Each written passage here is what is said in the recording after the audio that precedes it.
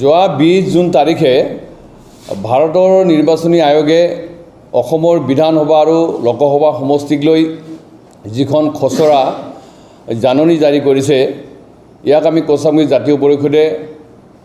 ধন্যবাদ জনাৱাৰ লগতে আমি আদৰণি জনাইছোঁ। কিন্তু তৎসত্ত্বেও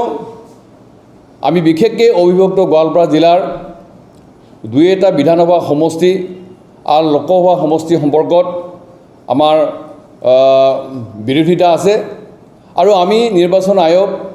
তথা সমষ্টি পুনৰ্নিৰ্ধাৰণ আয়োগক এই সমষ্টিকেইটা পুনৰ নিৰ্ধাৰণৰ জৰিয়তে কোচামুখী জনগোষ্ঠীৰ ভৱিষ্যত ৰাজনৈতিক আৰু সামাজিক দিশ সুৰক্ষিত কৰিবৰ কাৰণে আহ্বান জনাইছোঁ। যে আমি দেখিছোঁ যে আজি অবিভক্ত গোৱালপাৰা জিলাৰ বঙাইগাঁও জিলাৰ তিনিটা বিধানসভা সমষ্টিৰ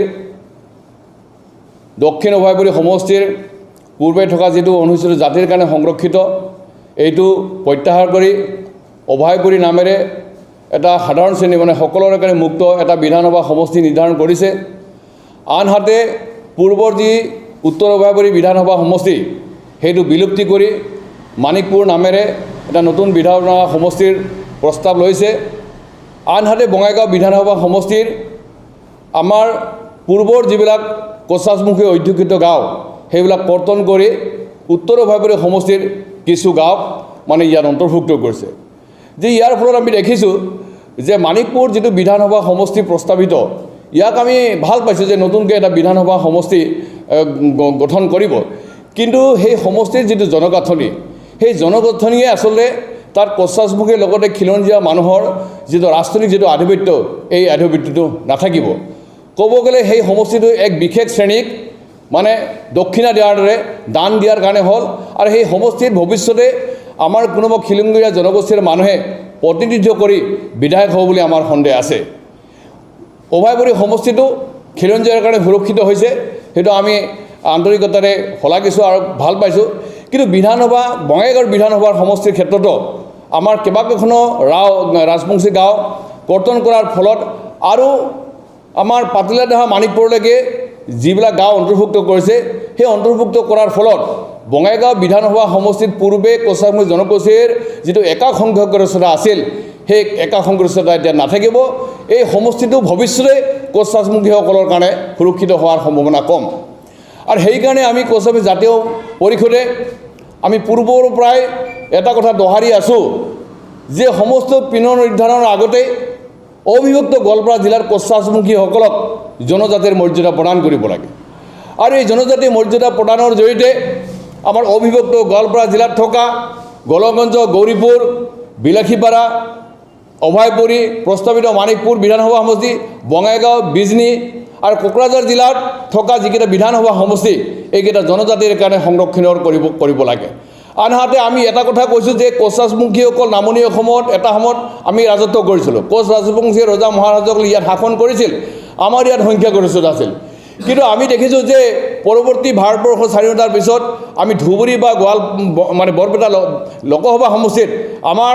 কোচামুখী জনগোষ্ঠীৰ লোক প্ৰতিনিধিত্ব কৰিবৰ কাৰণে আমি সুযোগ প্ৰদান কৰা নাই, বৰং আমাক ৰাজনৈতিকভাৱে ক'ব গ'লে আমাক হত্যা কৰা হৈছে। গতিকে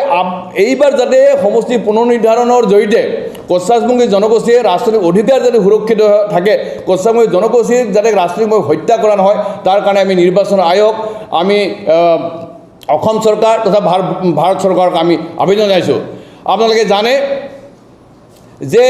ইতিমধ্যে অসমৰ জনজাতি সংঘবিলাকে অবিভক্ত গোৱালপাৰা জিলাৰ কোচামুখীক জনজাতিকৰণলৈ আপত্তি নাই বুলি কৈছে। আৰু সেই কথাটো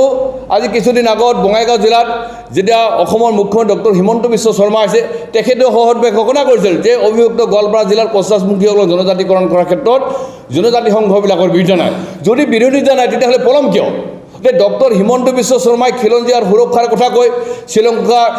খিলঞ্জীয়াৰ অধিপত্য থকাৰ কথা কয়, কিন্তু দেশকে আজি সমষ্টি পুনৰ নিৰ্ধাৰণৰ জৰিয়তে আজি অবিভক্ত গোৱালপাৰা জিলাত কোচাছমুখীসকল ৰাজনৈতিকভাৱে সুৰক্ষিত হ'বনে নাই তাত আমাৰ সন্দেহ এটা হৈছে। গতিকে ডক্টৰ হিমন্ত বিশ্ব শৰ্মাই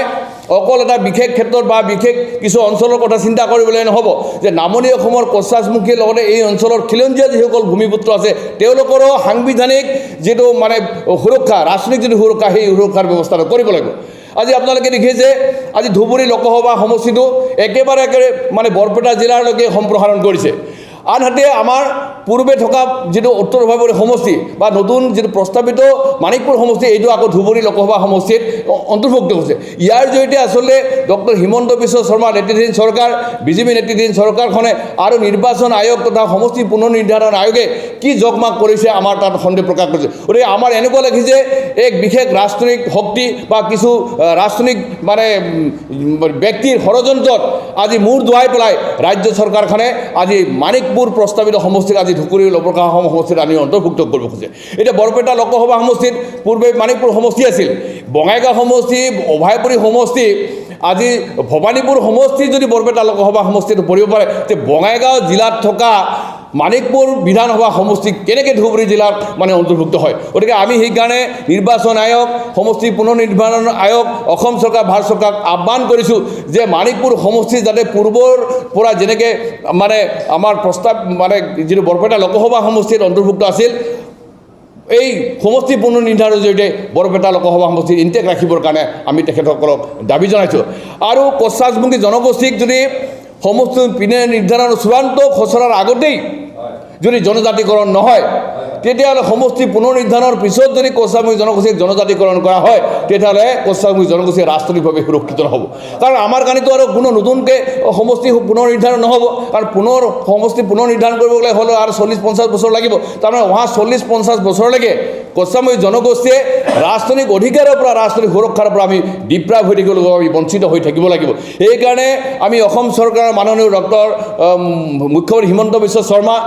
কেন্দ্ৰত শাসনীয় বিজেপি চৰকাৰক আমি কৈছোঁ যে আজি প্ৰায় 50 বছৰ পাৰ হৈ গ'ল অসমৰ কোচাছমুখীসকলক জনজাতিকৰণ কৰা। আপোনালোকৰ চৰকাৰে, আপোনালোকৰ চৰকাৰে মানে প্ৰত্যেকটো বিধানসভা নিৰ্বাচন আৰু লোকসভা নিৰ্বাচন প্ৰতিশ্ৰুতি দিছে যে আমি শাসনত আহিলেই অসমৰ কোচাছমুখী জনগোষ্ঠীক জনজাতিকৰণ কৰিম। আপোনালোকেই পৰামৰ্শ দিছিল যে অভিযুক্ত গোৱালপাৰা জিলাৰ কোচাছমুখীসকলক ভূঞাম জনজাতি হিচাপে মৰ্যাদা দিব লাগে আৰু বাকীসকলক অন্যান্য বা মষ্ট আদাৰ বেকৱাৰ্ড হিচাপে দিব লাগে। তেতিয়াহ'লে আপুনি পলম কৰ।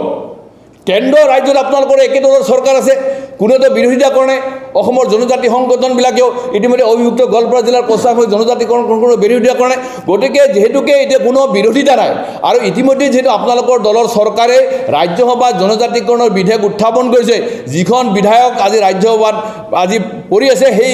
বিধেয়কখন তাৎক্ষণিকভাৱে উভয় সদনতে গৃহীত কৰি অসমৰ অবিভক্ত গোৱালপাৰা জিলাৰ কোচাছমুখীসকলক ভূঞাম জনজাতিৰ মৰ্যাদা প্ৰদান কৰি অবিভক্ত গোৱালপাৰা জিলাত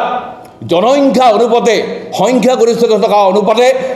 আমাৰ বিধানসভা আৰু লোকসভা সমষ্টিবিলাক জনজাতিৰ কাৰণে সংৰক্ষিত কৰিব লাগে। আৰু যদি এই কামটো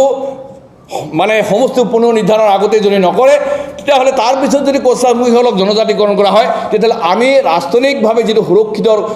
কথা কৈছোঁ, সুৰক্ষিত ভৱিষ্যতৰ কথা কৈছোঁ, আমাৰ সংৰক্ষণৰ ছেফগাৰ্ড লাগে, পলিটিকেল ছেফগাৰ্ড, সেই পলিটিকেল আমি ছেফগাৰ্ড নাপাম। আৰু একেদৰে কৈছোঁ যে আজি কেন্দ্ৰ আৰু ৰাজ্যত থকা চৰকাৰখনে NDB, আপছু আদি বড়ো জনগোষ্ঠীৰ সংগঠনবিলাক BTR চুক্তি কৰিছিল আৰু সেই চুক্তি অনুসাৰে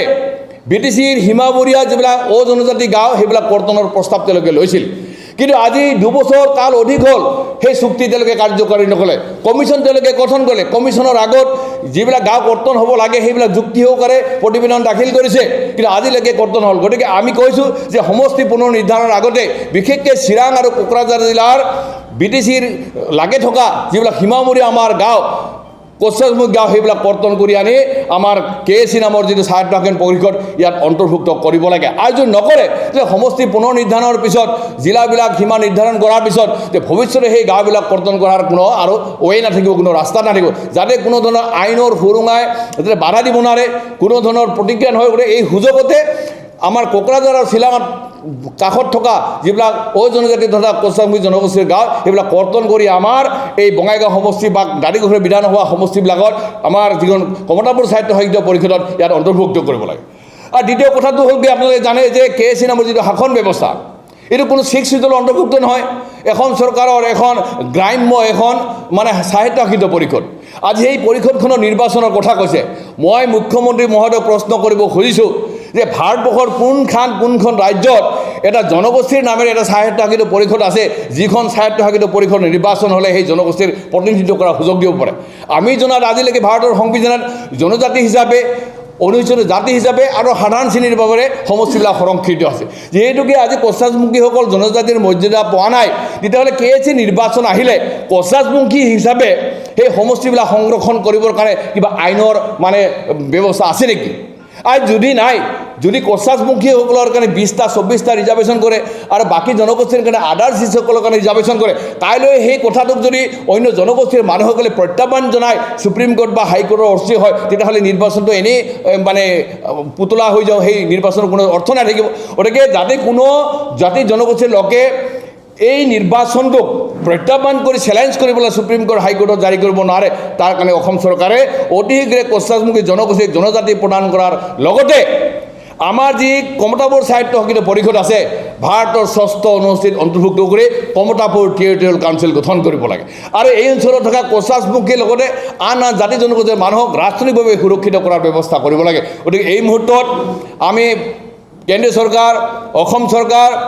নিৰ্বাচন আয়োগ আৰু সমষ্টি পুনৰ্নিৰ্ধাৰণ আয়োগলৈ আমি আবেদন জনাইছোঁ আমি দাবী জনাইছোঁ যে সমষ্টি পুনৰ্নিৰ্ধাৰণৰ আগতেই আমাৰ কছাৰী জনগোষ্ঠীক জনজাতিকৰণ কৰি আমাৰ যিখন কমতাপুৰ স্বায়ত্তশাসিত পৰিষদ আছে এইখনক ভাৰতবৰ্ষৰ 6ষ্ঠ অনুসূচীত অন্তৰ্ভুক্ত কৰিব লাগে আৰু যিকেইটা সমষ্টি নিৰ্ধাৰণৰ ক্ষেত্ৰত আমি বিসংগতি দেখিছোঁ সেইকেইটা সমষ্টিত যাতে কছাৰী জনগোষ্ঠীয়ে মানে সংখ্যালঘু নহয় কছাৰী জনগোষ্ঠী যাতে ভৱিষ্যতে আমি ৰাজনৈতিক সুৰক্ষাৰ পৰা বঞ্চিত হ'ব লগা নহয় তাৰ কাৰণে ব্যৱস্থা কৰিব লাগে চতুৰ্থতে কৈছোঁ যে কছাৰী জনগোষ্ঠীক জনজাতিকৰণ কৰি পেলাই অবিভক্ত গোৱালপাৰা জিলাৰ সংখ্যাগৰিষ্ঠ থকা বিধানসভা সমষ্টিবিলাক জনজাতিৰ কাৰণে সুৰক্ষা ব্যৱস্থা কৰিব লাগে আৰু যদি এই কামটো এই সুযোগতেই যদি নকৰে তেতিয়াহ'লে ভৱিষ্যতে কছাৰীসকল ৰাজনৈতিকভাৱে নিশ্চিন্ন হৈ যাব সুৰক্ষিত নহ'ব পূৰ্বে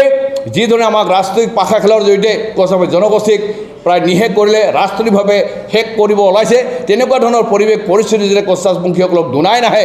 এই কেন্দ্ৰ আৰু ৰাজ্যত থকা বিজেপি নেতৃত্ব চৰকাৰখনলৈ আমি আহ্বান জনাইছোঁ